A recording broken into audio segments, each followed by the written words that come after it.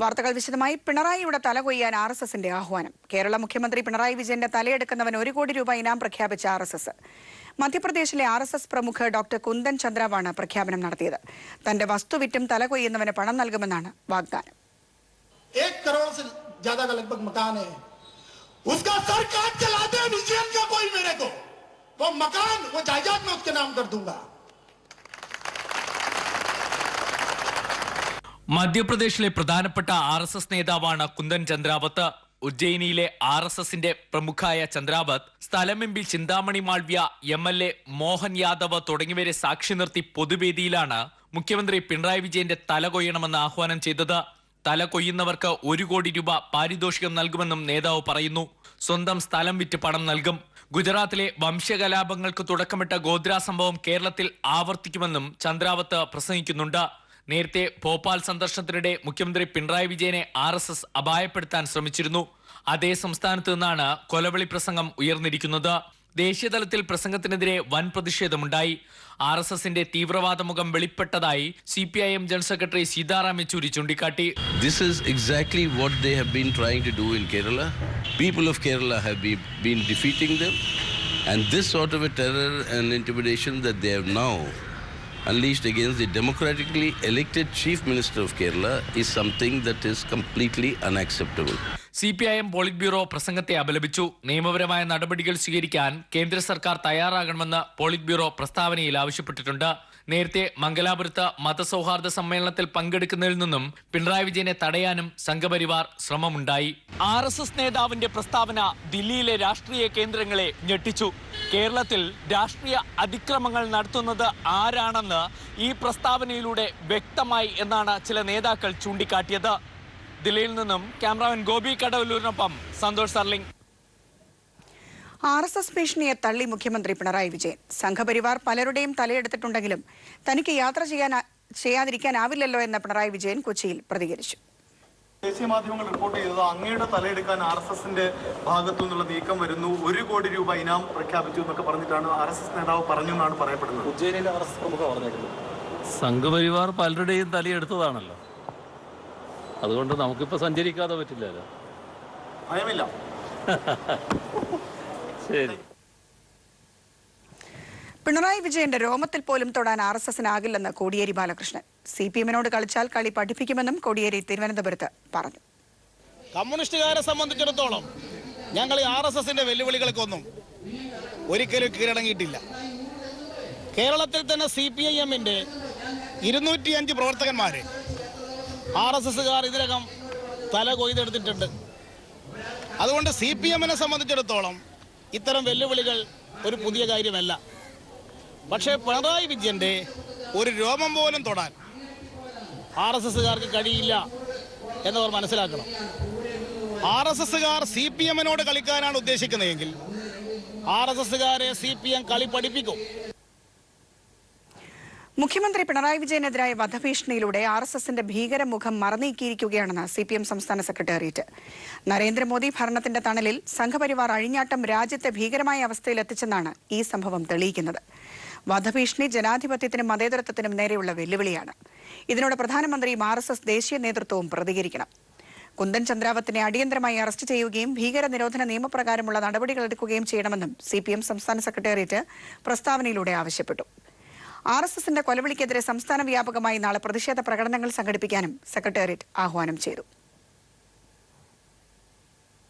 Nehru group chairman P കൃഷ്ണദാസിന് ഹൈക്കോടതി മുൻകൂർ ജാമ്യം അനുവദിച്ചു. ജിഷ്ണു പ്രണോയിയുടെ ആത്മഹത്യയുമായി ബന്ധപ്പെട്ട കേസിലാണ് മുൻകൂർ ജാമ്യം ലഭിച്ചത്. ജാമ്യാപേക്ഷയെ പ്രോസിക്യൂഷൻ ശക്തമായി എതിർത്തുവെങ്കിലും പ്രേരണ കുറ്റമോ ഗൂഢാലോചനയോ തെളിയിക്കാൻ കഴിഞ്ഞില്ലെന്ന് കോടതി വിലയിരുത്തി. കൃഷ്ണദാസ് കോളേജിൽ പ്രവേശിക്കരുതെന്നും അന്വേഷണത്തെ സ്വാധീനിക്കരുതെന്നും കോടതി നിർദ്ദേശിച്ചു. അതേസമയം 2ാം പ്രതി സഞ്ജിത് വിശ്വനാഥന്റെ ജാമ്യാപേക്ഷ കോടതി തള്ളി. വിചാരണകാലത്ത് നെഹ്റു കോളേജിൽ പ്രവേശിക്കുകയോ കോളേജിന്റെ ദൈനംദിന പ്രവർത്തനങ്ങളിൽ ഇടപെടുകയോ ചെയ്യരുതെന്ന നിബന്ധനയോടെയാണ് കൃഷ്ണദാസിന് ഹൈക്കോടതി മുൻകൂർ ജാമ്യം അനുവദിച്ചത്.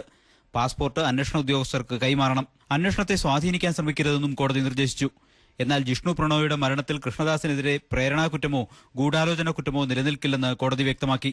ജിഷ്ണുവിന്റെ മരണവുമായി കൃഷ്ണദാസിനെ ബന്ധിപ്പിക്കാൻ കഴിയുന്ന തെളിവുകളൊന്നും കണ്ടെത്താനാവാത്ത സാഹചര്യത്തിലാണ് കോടതി മുൻകൂർ ജാമ്യം അനുവദിച്ചത്. മുൻകൂർ ജാമ്യാപേക്ഷയെ പ്രോസിക്യൂഷനു വേണ്ടി ഹാജരായ സ്പെഷ്യൽ പ്രോസിക്യൂട്ടർ CP ഉദയഭാനു ശക്തമായി എതിർത്തു. കൃഷ്ണദാസിനെതിരെ ശക്തമായ തെളിവുകളും മൊഴികളും ഉള്ളതായി പ്രോസിക്യൂഷൻ കോടതിയെ അറിയിച്ചു. പ്രോസിക്യൂഷൻ ഹാജരാക്കിയ കേസ് ഡയറിയും മൊഴികളുടെ പകർപ്പും പോസ്റ്റ്മോർട്ടം റിപ്പോർട്ടും കോടതി പരിശോധിച്ചു. മരണത്തിൽ കൃഷ്ണദാസിന്റെ പങ്ക് തെളിയിക്കാൻ ആവശ്യമായവ കണ്ടെത്താനായില്ലെന്ന് കോടതി വിലയിരുത്തി. എന്നാൽ ജിഷ്ണു പ്രണോയിയുടെ മരണവുമായി ബന്ധപ്പെട്ട് നടക്കുന്ന അന്വേഷണങ്ങളിൽ കോടതി ഇടപെട്ടില്ല. News bureau, Kochi. ജിഷ്ണു പ്രണോയിയുടെ മരണവുമായി ബന്ധപ്പെട്ട കേസിൽ രണ്ടാം പ്രതി സഞ്ജിത്ത് വിശ്വനാഥിന്റെ മുൻകൂർ ജാമ്യാപേക്ഷ തള്ളി. തൃശൂർ പ്രിൻസിപ്പൽ സെഷൻസ് കോടതിയാണ് കോളേജ് മുൻ PRO സഞ്ജിത്തിന്റെ അപേക്ഷ തള്ളിയത്. പ്രതി രാഷ്ട്രീയമായും സാമ്പത്തികമായും ശക്തനാണെന്നും മുൻകൂർ ജാമ്യം ലഭിച്ചാൽ സാക്ഷികളെ സ്വാധീനിച്ചേക്കാമെന്നുമുള്ള നിരീക്ഷണത്തിന്മേലാണ് നടപടി. P. കൃഷ്ണദാസിന്റെ മുൻകൂർ ജാമ്യം പ്രതീക്ഷിച്ച വിധിയെന്ന് ജിഷ്ണുവിന്റെ ബന്ധുക്കൾ. സർക്കാർ എല്ലാവിധ സഹായവും നൽകിയിട്ടുണ്ട്. കോടതി വിധിക്കെതിരെ സർക്കാർ സുപ്രീം കോടതിയെ സമീപിക്കണം. ആവശ്യമുന്നയിച്ച ബന്ധുക്കൾ മുഖ്യമന്ത്രിയെ നേരിട്ട് കാണുമെന്നും പറഞ്ഞു. കൃഷ്ണദാസിനെ പെട്ടെന്ന് തന്നെ ഇവരെ അറസ്റ്റ് ചെയ്താലാണ്, ജയിലിലടച്ചാലാണ് ഈ മക്കളെല്ലാം സത്യം വിളിച്ചു പറയും. ഇവർക്ക് പേടി കാരണം ഈ മക്കളൊന്നും സത്യം പറയുന്നില്ല. അതുകൊണ്ട് ഇവരെ പെട്ടെന്ന് തന്നെ ജയിലിലടക്കണം. ഇവർക്ക് ജാമ്യം കൊടുക്കറ് 28-ാം തീയതിൻ്റെ ഉള്ളിൽ തന്നെ ഇവരെ ജയിലിലടക്കണം. 28 ഇവരെ അറസ്റ്റ് ചെയ്യില്ല. ഞങ്ങൾ കുടുംബം ഇവിടെ നാട്ടുകാരായിട്ട് ഇവരെ തിരുവനന്തപുരത്ത് സത്യാഗ്രഹത്തിന് പോവുകയാണ്. വാർത്തകൾ തുടരുന്നു. സംസ്ഥാനത്ത് ഭരണസ്തംഭനം നിലനിൽക്കുന്നുവെന്ന് ആരോപിച്ച് പ്രതിപക്ഷം കൊണ്ടുവന്ന അടിയന്തര പ്രമേയ നോട്ടീസിന് ചർച്ച അനുവദിക്കാത്തതിൽ പ്രതിഷേധിച്ച് പ്രതിപക്ഷം നിയമസഭയിൽ നിന്ന് ഇറങ്ങിപ്പോയി. അതേസമയം സംസ്ഥാനത്ത് ഒരു തരത്തിലുമുള്ള ഭരണസ്തംഭനവും ഇല്ലെന്നും ജനങ്ങളിൽ സംശയത്തിന്റെ പുകമറ സൃഷ്ടിക്കാനാണ് പ്രതിപക്ഷം ആരോപണം ഉന്നയിക്കുന്നതെന്നും മുഖ്യമന്ത്രി നിയമസഭയിൽ വ്യക്തമാക്കി. എന്നാൽ ബിനാമികളെയും ചാവേറുകളെയും ഉപയോഗിച്ച് സിവിൽ സർവീസ് ഉദ്യോഗസ്ഥർ തമ്മിൽ കോടതിയിൽ പോരടിക്കുകയാണെന്ന് പ്രതിപക്ഷം പറഞ്ഞു.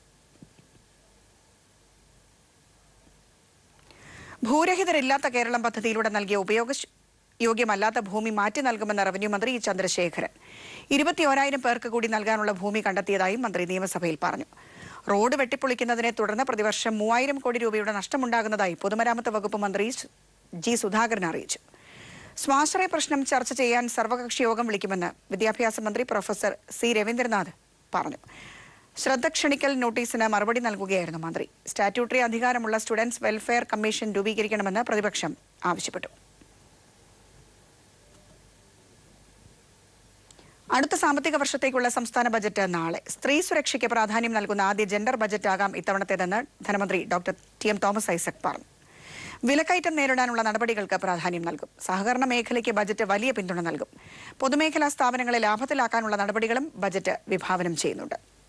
സംസ്ഥാനത്ത് സ്ത്രീ സുരക്ഷ വലിയ ചർച്ചയാകുന്ന സാഹചര്യത്തിലാണ് സ്ത്രീ സുരക്ഷയ്ക്കും സ്ത്രീകളുടെ പ്രശ്നങ്ങൾക്കും പ്രാധാന്യം നൽകുന്ന ബജറ്റ് നാളെ ധനമന്ത്രി ഡോക്ടർ T.M. തോമസ് ഐസക് അവതരിപ്പിക്കുക. ആദ്യ ജെൻഡർ ബജറ്റ് എന്ന പ്രത്യേകതയും ഇത്തവണയുണ്ടെന്ന് മന്ത്രി പറഞ്ഞു. ഈ ബഡ്ജറ്റ് ചെയ്യുന്നൊരു പ്രധാനപ്പെട്ട പുതിയ കാര്യം, അവതരിപ്പിക്കുന്ന ബഡ്ജറ്റിൽ സ്ത്രീകൾക്ക് വേണ്ടിയുള്ള പ്രൊജക്റ്റുകൾ, സ്ത്രീ സുരക്ഷയുമായി ബന്ധപ്പെട്ട പ്രൊജക്റ്റുകൾ വിവിധ ഡിപ്പാർട്ട്മെൻറ്റുകളാണ് എല്ലാം സമാഹരിച്ച് ഒരു പ്രത്യേക രേഖയാക്കി മുഴുവൻ പേർക്കും കൊടുക്കുന്നു. അതിനാണ് ജെൻഡർ ബഡ്ജറ്റ് എന്ന് പറയുന്നത്.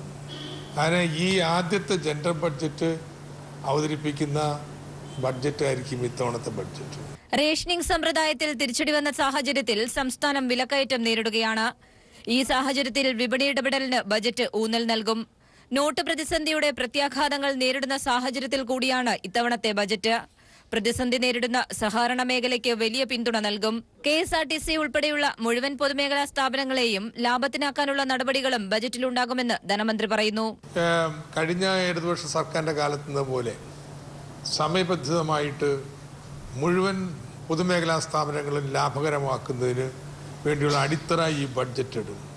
അതിൽ KSRTC സംബന്ധിച്ച് ബഡ്ജറ്റിൽ അതിൻ്റെ ഔട്ട്ലൈൻ വെക്കും. സഹകരണ മേഖലയ്ക്ക് വലിയ പിന്തുണ നൽകേണ്ടതുണ്ട് എന്ന് പറഞ്ഞിട്ടുണ്ട്. വരൾച്ച, ജലസംരക്ഷണം, പാരിസ്ഥിതിക വിഷയങ്ങൾ എന്നിവയിലും ഇടപെടലുകൾ ഉണ്ടാകും. നികുതി വരുമാനം ഉയർത്താനും വലിയ നിക്ഷേപങ്ങൾക്കും ബജറ്റ് വഴി തുറക്കുമെന്നും ധനമന്ത്രി ഡോക്ടർ തോമസ് ഐസക് വ്യക്തമാക്കുന്നു. News bureau, Thiruvananthapuram. സംസ്ഥാനത്തിന്റെ ധനസ്ഥിതി മോശമെന്ന സാമ്പത്തിക അവലോകന റിപ്പോർട്ട്. ധനകാര്യ സ്തംഭനാവസ്ഥയിൽ നിന്ന് കരകയറാനുള്ള സാധ്യത വിദൂരമെന്നും റിപ്പോർട്ട് ചൂണ്ടിക്കാട്ടുന്നു. നോട്ട് പ്രതിസന്ധി സംസ്ഥാനത്തെ 56% സാമ്പത്തിക പ്രവർത്തനങ്ങളെയും ബാധിച്ചു. 2016-17 സംസ്ഥാനത്തിന്റെ വരവും ചെലവും വർദ്ധിക്കുമെന്ന പ്രതീക്ഷയും അവലോകന റിപ്പോർട്ട് മുന്നോട്ട് വയ്ക്കുന്നു. സാമ്പത്തിക കെടുകാര്യസ്ഥത 2011 മുതൽ 2015 വരെയുള്ള കാലയളവിൽ സംസ്ഥാനത്തിന്റെ ധനസ്ഥിതിയെ മോശമാക്കിയെന്ന് നിയമസഭയിൽ വെച്ച സാമ്പത്തിക അവലോകന റിപ്പോർട്ട്. ധനസ്ഥിതി നിലവിലും മോശമായി തുടരുന്ന പശ്ചാത്തലത്തിൽ ധനകാര്യ സ്തംഭനാവസ്ഥയിൽ നിന്നും കരകയറാനുള്ള സാധ്യത വിദൂരമാണെന്നും റിപ്പോർട്ട് ചൂണ്ടിക്കാട്ടുന്നു. സംസ്ഥാന സമ്പദ് വ്യവസ്ഥയുടെ 56% പ്രവർത്തനങ്ങളെയും നോട്ട് പിൻവലിക്കൽ ബാധിച്ചു. പ്രതിസന്ധി കാരണം അടുത്ത സാമ്പത്തിക വർഷം റവന്യൂ വരുമാനം കുറയുകയും റവന്യൂ ധനക്കമ്മി അന്തരം വർദ്ധിക്കുമെന്നും റിപ്പോർട്ടിൽ പറയുന്നു. കാർഷിക മേഖലയും ഗുരുതരമായ പ്രതിസന്ധിയെയാണ് അഭിമുഖീകരിക്കുന്നത്. കൃഷിഭൂമിയിൽ കുറവും കാർഷികേതര ഭൂമിയിലും തരിശുഭൂമിയിലും വർധനവുമുണ്ടായി. സംസ്ഥാനത്തെ വരൾച്ചയിലും റിപ്പോർട്ട് ആശങ്ക പ്രകടിപ്പിച്ചു. കാർഷിക വൈദ്യുത ഉൽപാദനത്തെയും വരൾച്ച പ്രതികൂലമായി ബാധിക്കും. കുടിവെള്ള ലഭ്യത കുറയുമെന്നും റിപ്പോർട്ടിൽ വ്യക്തമാക്കുന്നു. നാണ്യവിളകളിൽ പ്രധാനപ്പെട്ട റബ്ബർ, കാപ്പി എന്നിവ തകർച്ചയിലാണ്. നാളികേര മേഖലയും തകർച്ചാ ഭീഷണി നേരിടുന്നു. അതേസമയം 2016-17 സംസ്ഥാനത്തിന്റെ വരവും ചെലവും വർദ്ധിപ്പിക്കുമെന്ന പ്രതീക്ഷയും അവലോകന റിപ്പോർട്ട് മുന്നോട്ട് വയ്ക്കുന്നു. റവന്യൂ വരുമാനത്തിൽ 22.58%, നികുതി വരുമാനം 20.1%, നികുതിയേതര വരുമാനത്തിൽ 34.82% വളർച്ചയുമാണ് പ്രതീക്ഷിക്കുന്നത്. സംസ്ഥാനത്തിന്റെ ആകെ ചെലവിൽ 24.09% വളർച്ച പ്രതീക്ഷിക്കുമ്പോൾ മൂലധന ചെലവ് കുറയുമെന്നാണ് കരുതുന്നത്. സംസ്ഥാനത്തിന്റെ പൊതു ആഭ്യന്തര കടവും വർദ്ധിക്കുമെന്നാണ് സാമ്പത്തിക അവലോകന റിപ്പോർട്ട് പറയുന്നത്. News bureau, Thiruvananthapuram.